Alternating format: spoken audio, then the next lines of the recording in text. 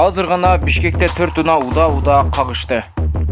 Вот, советская сторону Дордой не дает. Видеого лайк басып, жана каналыбыздагы эң туура жазуучуларыбыздын катарына кошулуп, подписаться деген кнопканы басып, жанына кошулгончонда басып коюңуздар. Аскер прокуратурасы тарабынан кармалган Октябрь Рейбинин башчысы Улан Алиев 2 айга укмганын СИЗОсуна киргизилди. Бул тууралуу Супергажи порталына 1 май райондук сотунун басма сөз кызматынан билдиришти.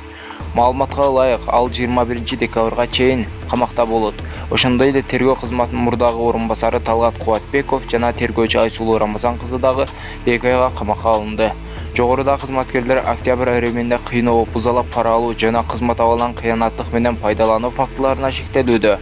1 октябрда жактоочу Канат Хасанов Бишкек шебинин алдында митингге чыгып, анда алдамчылык фактысы менен кармалган. 6 балалуу 41 жаштагы аялдын СИЗО 1ге кармалганына нааразычылыгын билдирген. Анда жактоочу бул ишке Октябрь Рейбинин кызматкерлери дагы аралашканын айткан.